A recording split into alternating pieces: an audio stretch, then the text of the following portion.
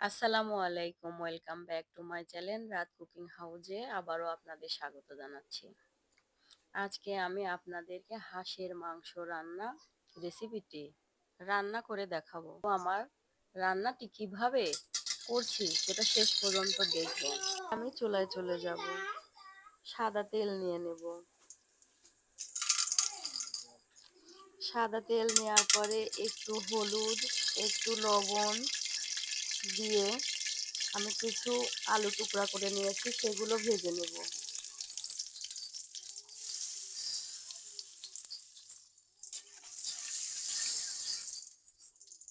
আলুগুলো এবার ঢেলে দেব।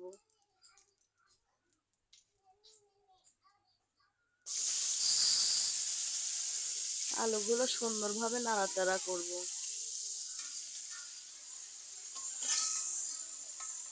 আলুগুলো সুন্দরভাবে ভাজা হয়ে গেছে। এবার আমি একটা মিক্সিং বলে তুলে নেব।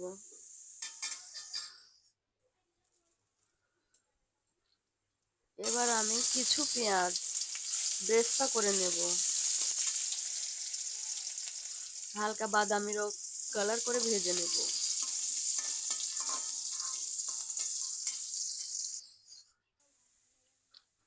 আমার ব্রেস্তা করা হয়ে গেছে, পেঁয়াজগুলো আমি একবার উঠিয়ে নেব। এরপর আর একটু তেল দেব কড়াইয়ে। তেল দেওয়ার পরে 1 কাপ পেঁয়াজ দেব।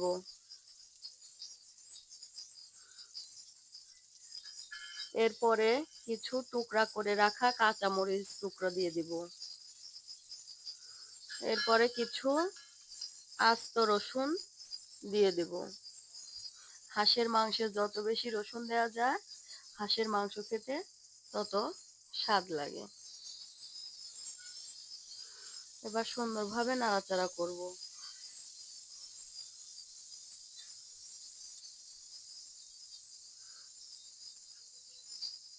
সুন্দরভাবে নাড়াচাড়া করার পরে আমি 3টা তেজপাত দিয়ে নেব, কয়েক টুকরা এলাচ দেব, কয়েক টুকরা দারচিনি দেব,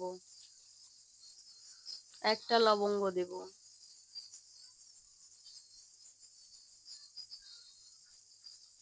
এবার সবগুলো মশলা ভালোভাবে ভেজে নেব।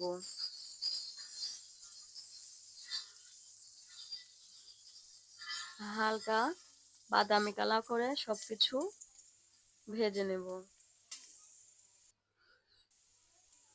ভাজা একটু জিরা গুঁড়া দিয়ে দিব,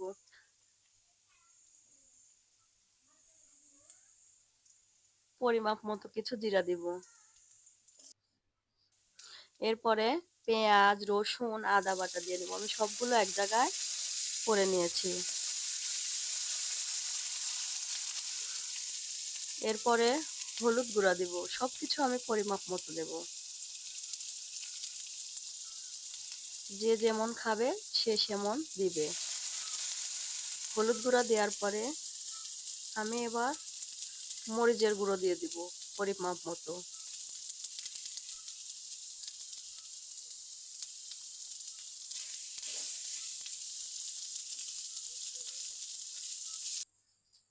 মরিচের গুঁড়া দেওয়ার পরে আমি পরিমাপ মতো বা স্বাদ মতো লবণ দিয়ে দেব।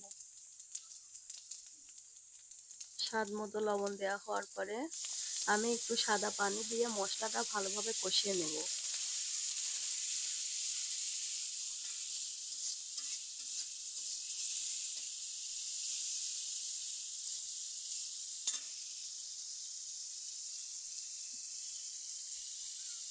সুন্দরভাবে মশলাগুলো কষিয়ে নিয়ে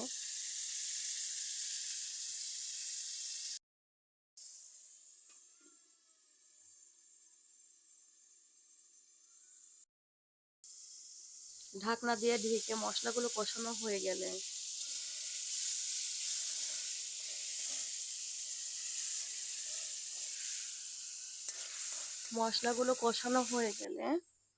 আমি আগে থেকেই ধুয়ে রাখা হাঁসের মাংসগুলো কড়াইয়ে ঢেলে দিব।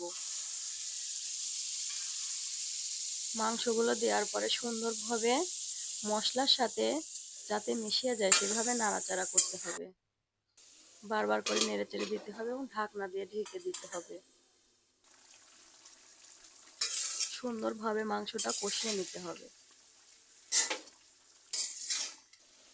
দেখেন আমার মাংসটি কষানো হচ্ছে, কত সুন্দর কালার এসছে।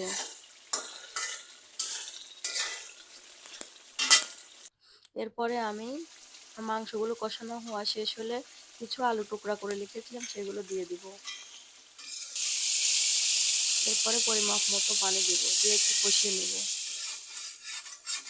মাংসটি যাতে ভালোভাবে সিদ্ধ হয় এজন্য পানি দিয়ে দেব এবং ঢাকনা দিয়ে ঢেকে ঢেকে সিদ্ধ করে নেব। মাংসটি আমার রান্না শেষের দিকে, শেষ হওয়ার 10 মিনিট আগে আমি মাংসের মশলা দিয়ে দিব। হাঁসের মাংসে এই মশলাগুলো দিলে মাংসটি খেতে অনেক টেস্ট হয়। লাস্টে আমি আমার পেঁয়াজ বেস্তা করে রেখেছিলাম সেগুলো দিয়ে দিব।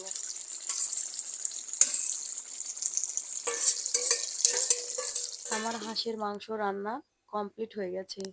আমি সুন্দর করে একটা বড় মিক্সিং বলে মাংসগুলো উঠিয়ে নেব এবং তারপরে পরিবেশন করব।